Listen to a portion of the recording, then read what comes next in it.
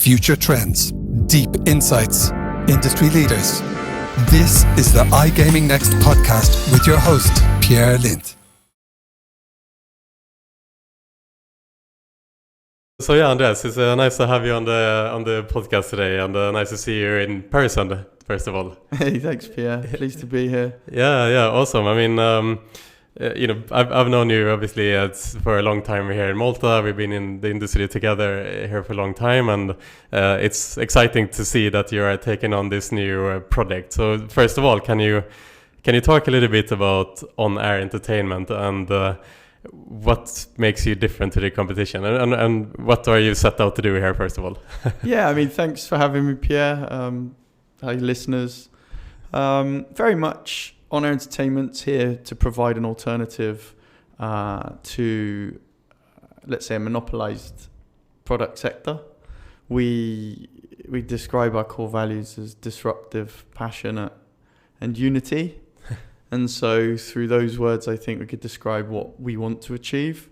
Very much looking to focus on what the industry needs, is looking for.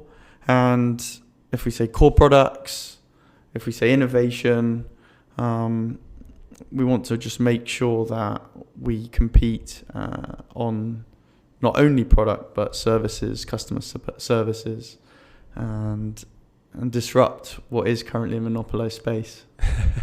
Yeah, that's it's not a small challenge, that is for sure. But obviously, Andres, I mean, for those of you who don't know you, obviously, I mean, you have built live casino departments in the past. Like, can you talk a bit about like your background as well? Yeah, sure. I spent actually started 20 years ago, and it's funnily enough this month. I was 19 and I did a training school for a land-based casino in Bournemouth, Gala Casino. And then I moved to the Ritz Club in London, where I spent the next 3 years. So I was actually a croupier when I was young. Right. That's where the journey started. An old manager who became a friend, James Kerwin, he about 10 years later, I left, I went in to do other things. 10 years later, he'd moved online for William Hill. So this was about 9 years ago now, 2012. And he reached out, and actually a couple of old employees, team members that had worked with him in a couple of land-based casinos had the opportunity to move to Latvia and work for William Hill within Evolution Gaming. Evolution Gaming 2012, Yeah. Up and coming, only 6 years old at that point. And then 2 years at William Hill within the Evo space. Evo offered me an opportunity to work for them. Then spent the next 4.5 years in Malta, running operations. Then a couple of years moved to NetEnt Live to turn around, let's say, a product that needed more focus and attention to what the market needed and wanted. And so I did that for 18 months, and then Evolution actually bought NetEnt and decided to close down the product vertical. Yeah. So obviously they had a product or one or two platforms in the live space. So I spent the last 8 to 9 years of my life in the live dealer space, operations or running the business unit. And then this opportunity came along with on-air entertainment, simply because operators want choice and a lack of supplier choice. Yeah. And myself and my team, like the leadership team, have like 100 years of live casino experience between us all now. So on-air entertainment was already born when I met Microgaming, and at that point it became something more. And so we then discussed vision, discussed opportunity, and then it was really born into what it is now. It's becoming a new live dealer offering to the market. Yeah, really interesting. So quite a lot of experience has gone into it. But that table game knowledge from my career 20 years ago is what sort of added value to me coming into the live dealer space. Yeah.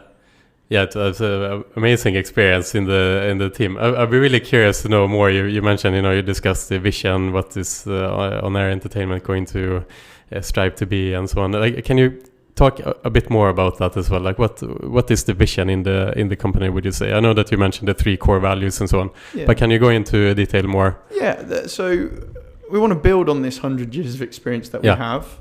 We believe that the live dealer space will only grow. So just on core products alone, that market will grow. So being part of that growth is part of the vision. We obviously, within the vision, we want to disrupt the space. Yeah. We want to become a product alternative of choice for the operators and for the players. As we've seen in the RNG market, you have hundreds of suppliers now. No clear leader, however, some have done significantly well within their space, but that hasn't been sort of plundered as much in the live dealer space because of I would say how difficult it is to enter the market. Yeah. So our vision is to become that supplier of choice. Yeah. And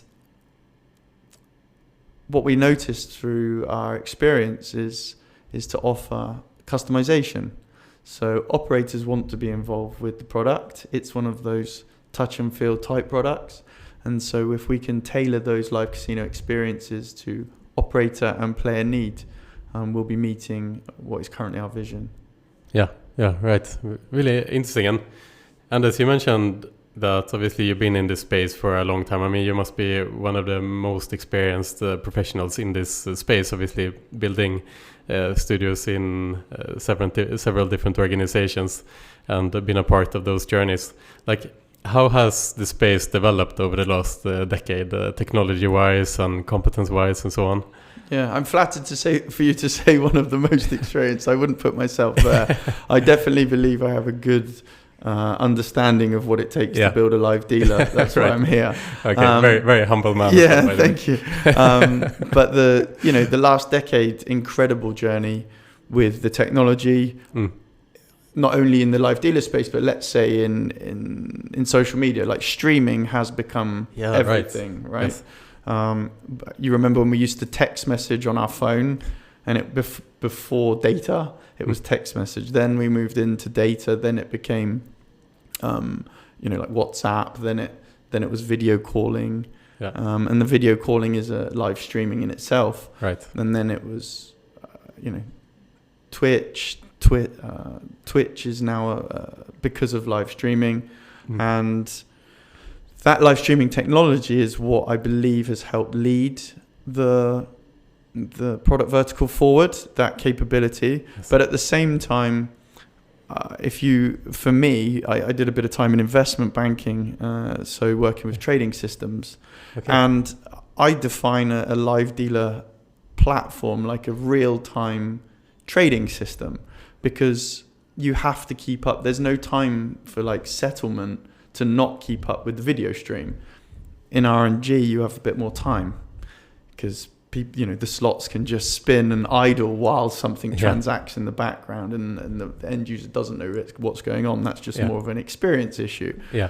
But if the transactions aren't going through and the video keeps going, and so you have problems, solving those problems, I think, have been key. Right. To the live dealer product becoming an exceptional experience for the end user, and then that credibility. So the technology itself, we needed the world to adopt live streaming and that technology route to be like low latency, like cutting edge. That's the thing, and achieving that has helped. And I believe the live dealers, suppliers within our industry are at the forefront of low latency streaming. Yeah.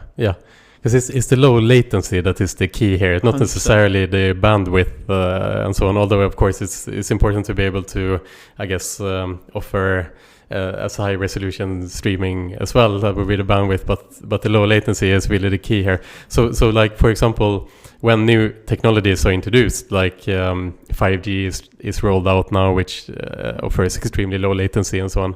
Like these technology developments, and even you could say Apple released a new iPhone yesterday, which is more powerful and so on.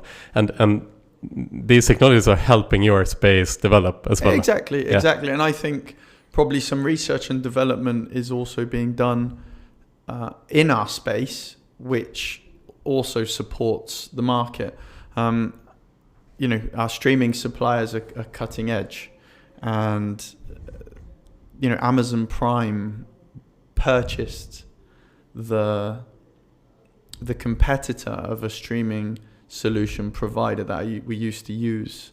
And so you think Amazon Prime, the moment anyone says that they bought a competitor in that space, they're serious business, right? So I think that's key. And then other developments are innovation, bringing even the underground, sort of the last decade, the underground vibe of casinos, like land-based casinos. It became entertainment. And in that way made it socially acceptable. Online adoption of it being socially acceptable because no one knows what you're doing, I think also spurs on the growth. And the entertainment value within the live dealer space makes that socially acceptable adoption to gambling and fun and entertainment much quicker on a live game. Yeah. So I think those changes in perception of gambling within the live space also accelerated live dealer. Then taking just core products, what works. So you've got roulette and standard blackjack are still the highest revenue generating games, albeit standard blackjack has probably a lower profit margin per table because it's not scalable. Yeah, right. But you still have more tables of blackjack generating revenue by the nature of fixed fees and rev share. Yeah. So I think that's that development of just making the core games exceptional with that streaming, with that low latency trading engine, with the technology. And then those suppliers have then taken it forward into, they talk about game shows. Everyone's got a wheel. So can we say a wheel is core now? Core used to be blackjack and roulette, but who hasn't got a wheel game with a clicker?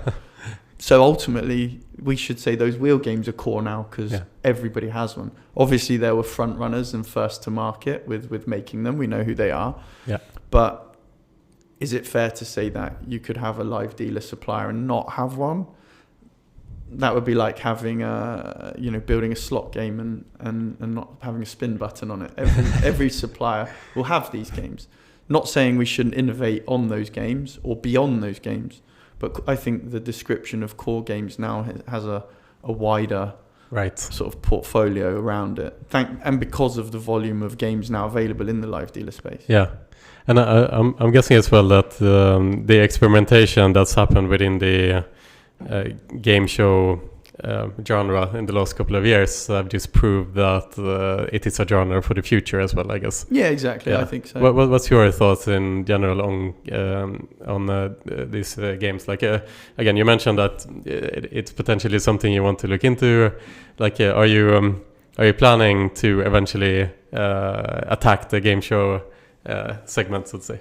Yeah, I think the short answer is very much so. I'm keen to do a game show game. I think that's the one area where people can take on the concept of game show, but completely innovate from what's out there. There's no, for on-air entertainment, we're going to be doing the core, you know, what works, and that still has plenty of growth potential. Yeah. So core is a focus. If you talk about game shows, that will be a focus. I would say medium term, near short term is going to be more focused on core. Yeah, exactly. You set the foundation, make sure get it working, make sure we deliver on what we say we can do, and then make sure it's exactly what it says on the tin. Yeah. And then at that point, we'll move on and look at building our own game show. And I think, when I say medium term, I'm saying we'll have to start thinking about what a game show for us looks like by the end of this year. Because it'll take a year to build it and a year of working everything out. So for that to be available 18 to 24 months from now, we need to start acting. But we'll definitely be looking in that space. I think also with the partnership with microgaming, there's plenty of other opportunities to innovate and collaborate with all the different game studios that they work with. There'll be plenty of creative people who'll be coming up for ideas of games that could be executed within the live space that no one's thought of yet. So I think that's an interesting opportunity that will be explored. But again, once we get running. And then I think there's the stuff that hasn't been done yet. That for me, obviously running on air entertainment, that excites me. But that's going to come from a team of product people. We have some great product delivery people. We have some great creative people within the organization, and our vision is, and partnering obviously with microgaming. So our vision is to actually bring a lot of heads together and come up with something new. In what time frame, I wouldn't commit to at this stage. We want to get live first and then take it from there. Because you mentioned here before we started that your team is already over 100 people, and I mean you haven't even launched the product yet, right? So at the moment, I mean, how is the growth looking for on entertainment? Like operationally, what are you? I think, I mean, as I said, we're over 100 employees now, and we haven't started truly hiring operations, which is the volume of staff. I think that is a statement of our ambitions. That's heavy focus on technology, a heavy focus on game development, and a heavy focus on market entries. So we've spent some time putting together our roadmap for the next 18 months. We're going to work very hard to deliver it, and those first 100 employees are key and core to delivering it.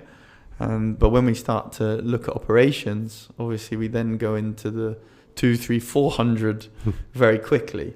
So we're looking and have the ability to scale fast. On Air Entertainment has tons of experience in scaling fast, has tons of experience in each of the areas or facets of running a live dealer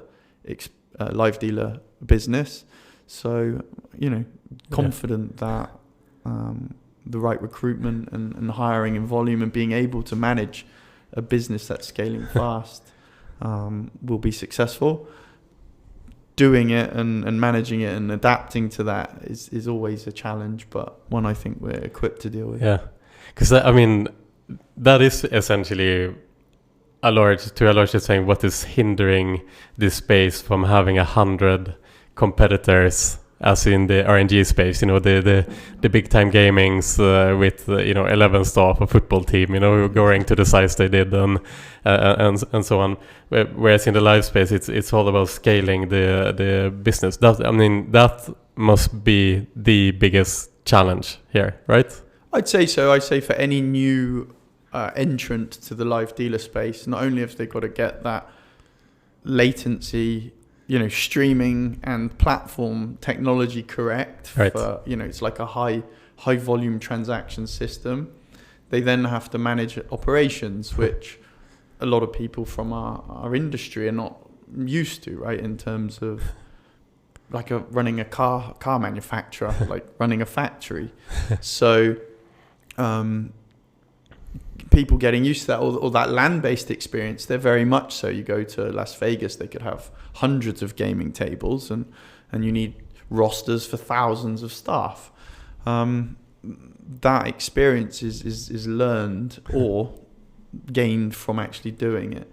And I think that is one of the biggest challenges, and doing it at a high standard, because given there's a monopoly or clear market leaders in the space, I think the standard that they've achieved means any market entrant not only has to do all that, with less experience. They have to do it at a very high standard to be considered an option for operators and players. Of course it's going to be like that. And I mean, on that note, I mean, how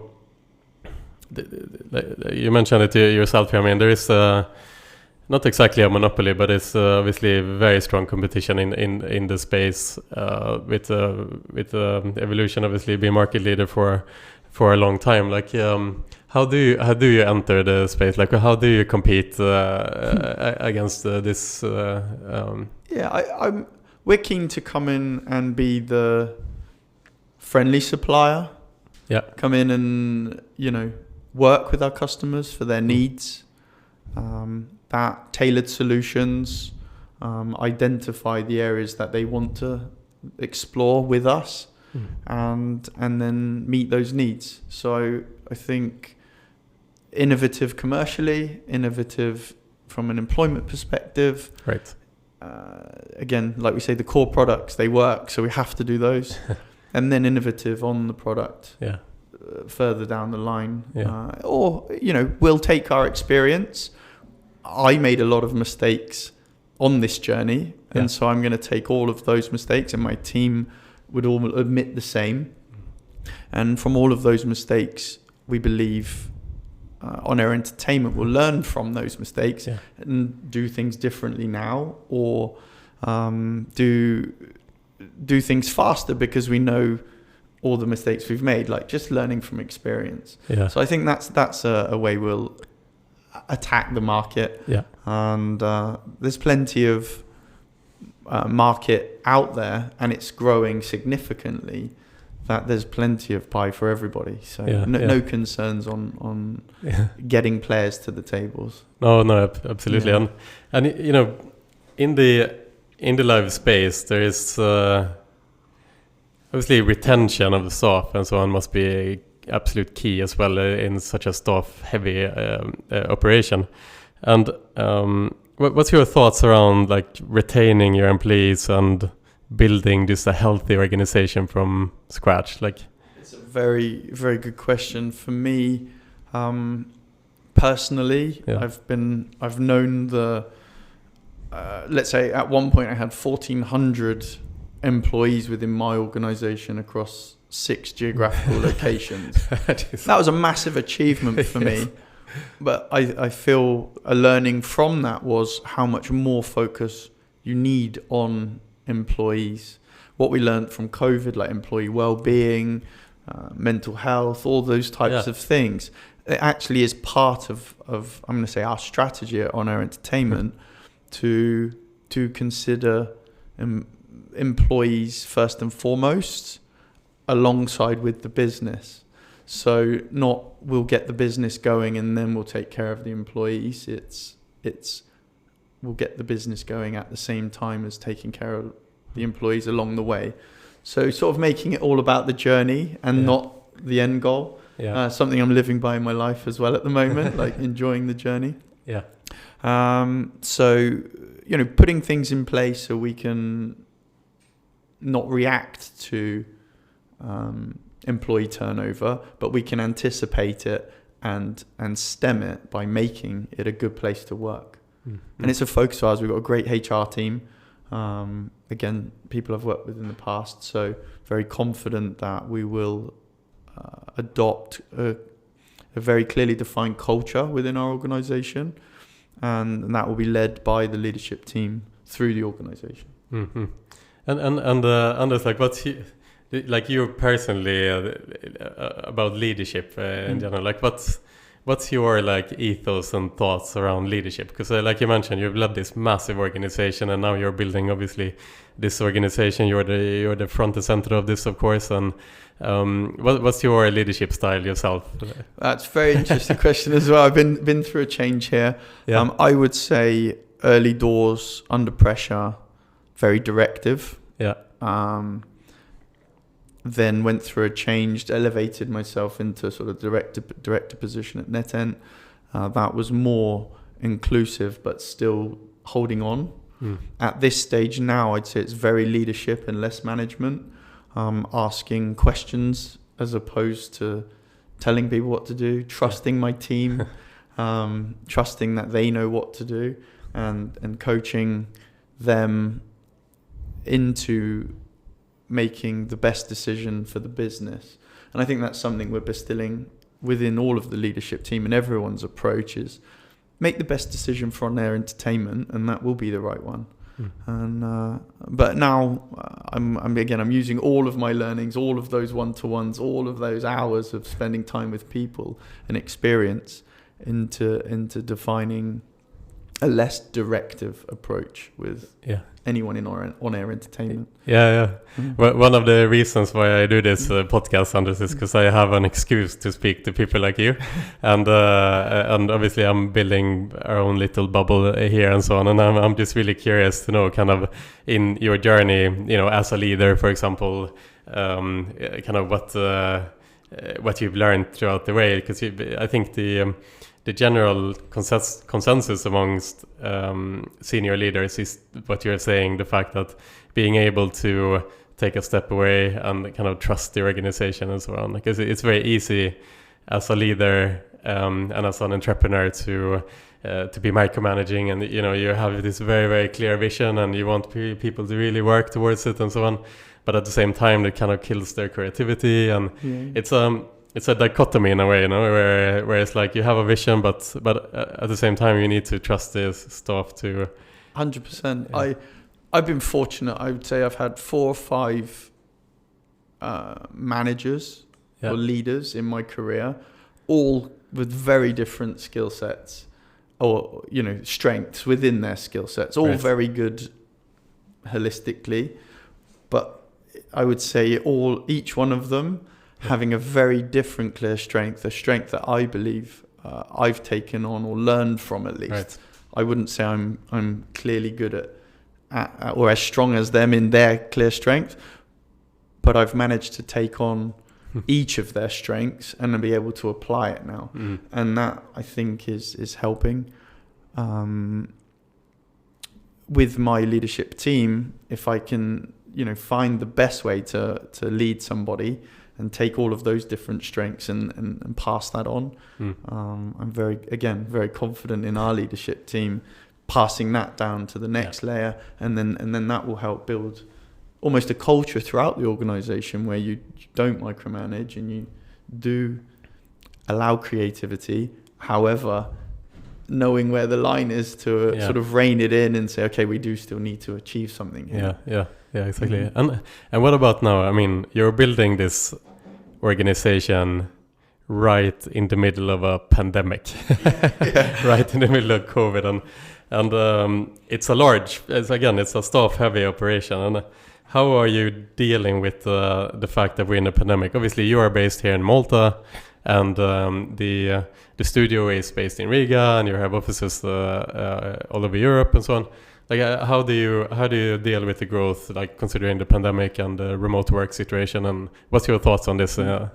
So definitely challenging. Funnily enough, I was obviously in my last journey at NetEnt when the pandemic hit. Right. So we actually had learnings from running or trying to grow a business during the pandemic, an operations business during the pandemic. That was when the whole world was adapting to obviously what the pandemic's like. So we came into this journey with some level of experience. I'm definitely more of a sociable manager, so face-to-face for me is great. Massive adoption of, like, you know, Teams and Zoom calls, but you can't. I find it harder to connect with people. I'd say a forte of mine is sitting by someone, understanding what they need, what they want, what I need, and finding a way for everyone to be happy. But doing that on video conferencing calls is much more challenging for me. So I actually have people in my organization until last week that have worked for me in both journeys, spanning 1 to 2 years, and I hadn't even met them face to face. So that was the biggest challenge for me. I've always had a great team who are, you know, problem solvers. Also, they've always been able to solve these challenges as they've come up. And again, there's no one to judge. We're managing a pandemic, so and dealing with people, and the needs of the people came ahead. I think across the world, ahead of the needs of business. Businesses had to react to it, and we were just another one of those. However, going from scratch, like with this journey with On Air Entertainment, like literally employee number one, I would say more challenging, because previously the infrastructure was in place when the pandemic hit. You had employees, you had a lot going on. I would say it hasn't affected speed. If I was employee number one at the end of last year and we are aiming to go live end of this year, I believe that that's a feat that when it happens, I'll be very happy to say, look what we did in a year during a pandemic. But that's thanks to the hard work of everybody in On Air Entertainment. Yeah. So again, we're onboarding key experienced individuals who are more than capable for maneuvering us through all the hurdles that the pandemic will show us. Yeah, very cool. Andres, in general, I mean, it is definitely a feat to be able to start an organization from zero like this. It's such a complex operation, and then within a year go to launch. I'll be keen as well to switch topic a bit and talk about markets in general. What your thoughts are on that? I mean, what's your ideas now in terms of which markets will you attack from day one, and which key markets do you see for the company as you move into year 2, 3, 4, and so on? Yeah, I think starting a live dealer now, or starting any business now in the iGaming space, we're looking at an almost fully regulated industry within Europe, let's say. Yeah. You know, almost all the key countries that anyone would focus on are regulated in one way or another. So I like to look at it slightly more holistically and say we're going after all key regulated markets. Current focus will be within Europe. So, you know, working with MGA, UKGC, go look at Italy, Spain, etc. The live dealer space has that additional permutation that some markets like Spain, Belgium, Romania, you also have to build your studio in the country. Right. So again, taking that into consideration, that'll be our first focus, to, test the product out in a proven market, and then, gain some learning, some more confidence, and then we'll look much further afield. But the focus will be, immediately with, MGA license, KGC. Right. And looking, everyone in the industry obviously talking about the big prize, which is, over the pond in North America, and expectations of the market's absolutely massive. Some even think that the North American market will be up to 20 times bigger than the European market down the line.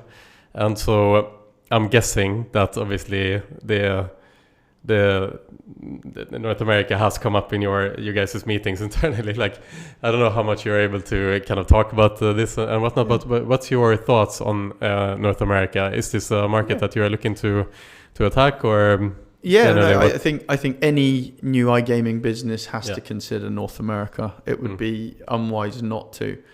For us, it's definitely on the cards for the future. It is one of those topics that come up, but not as a focus point right now. In terms of what we're working on, if you try to spread yourself too thin, you end up achieving either very little or a lower quality but spread thin. So our goal is to, and again, spreading yourself across all of Europe and all the different regulations and permutations of delivering your games. I think that's a very large ambition in itself that we're taking on. America, or North America, on top of that, it's just a step for us. So we do step one. As we're progressing through step one, we'll be able to take that decision. But it's certainly within the realm of conversations and thinking about it. Given we're a startup, though, I think there's also a bit of proof in the pudding. Let's walk before we can run. Let's get things going. Let's crawl before you have cabal. Exactly. keep our feet on the ground for a little bit longer. Fair enough. And just generally, I mean, the iGaming space is just very interesting. I mean, overall, right now, after the Swedish regulation came into effect, obviously the UK regulation becoming stricter, Germany and so on, the operators realized that diversification is the key, right? So all of a sudden, you see operators that were traditionally focused on just a couple of demographics becoming geographically diversified. So there's so many emerging markets within the gaming industry right now, obviously US being one of them.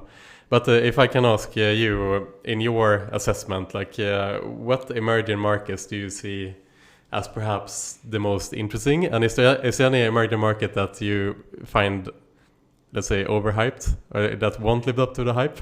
Yeah, I'm interested in whether the overhyped one would be Latin America. Right. I'm half Colombian myself. Oh, right. I've been to Colombia many times. Yeah.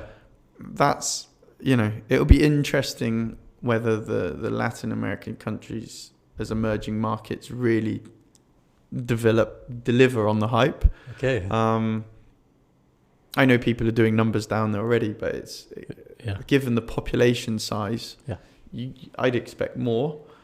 But then given the economic value, that's the thing. So how much to invest down there?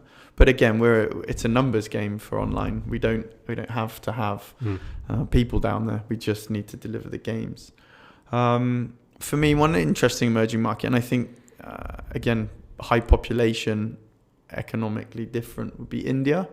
I know a lot of people talking about India or looking at India. Yeah. And what's interesting for me is having a conversation with someone around that market the other day, an Indian gentleman, and the same comments were made on current product focus within India as were made around Asian product focus, let's say Japan and China, from maybe 5 to 8 years ago. And that was the products we offer from Europe at the time to Asia were very much what Europeans think are Asian products. Right. And actually, last week or 2 weeks ago, this gentleman I was speaking to, he said he feels the same. The products that are coming into India from Europe are what Europeans think Indians will like, or Indian demographic players. And he said they're quite way off. So that for me is interesting on a product level. Yeah. And I hear that as well, that many operators, for example, try to enter Japan for that reason, and they try and they fail because they don't understand, obviously, the local dynamics and so on. We as an industry are young, obviously, only been existing for 20 years, and primarily the European operators have been European facing, right? To change, to have this mind shift of actually understanding the local culture and dynamics and what makes them tick is completely different from what we are used to in all emerging markets, I would assume. 100%. I can even relate to that. When I was young, I went to university to computer science, and a lot of my classmates were Chinese, but British-born Chinese. They call themselves BBCs, and if we went into central London, go to Soho with them, it would be you'd go to the same Chinese restaurant, but you'd get the Chinese menu, and then they'd say, like, would he like the English Chinese menu? Right. It's the exact same thing, right? So on a product level, I think that's been done. Not to say European products for Asia haven't been successful, but the Asian made, whichever country it is, I would say they're different. Amazing. Well, Andres, I mean, now looking forward, obviously, you haven't made that much noise externally yet on our entertainment. What are the next steps here now externally? Like, I know that we are both going to Barcelona next week, for example, but I don't think you're going to exhibit there, for example. Yeah, no plans to exhibit. I'm more looking to just meet some partners and get those conversations going. Yeah. Put the vibe out there. This podcast very much part of the communications plan and letting people know that we're coming. You're right. We're not making a big noise. I think that's us again focusing on getting going, and knowing that we're on time, and knowing that COVID challenges won't hinder us. And then, we're keeping, let's say, LinkedIn, social media updated with progress that we're making. That's part of our communication strategy. However, more noise will be made in the coming, I would say, 4 to 8 weeks. Yeah. And this for me is a big sort of coming out, yeah. and on-air entertainment, Yeah. and myself connecting publicly. So this is a first step for me. Yeah. I'm putting on-air out there. And then, Barcelona will be next week.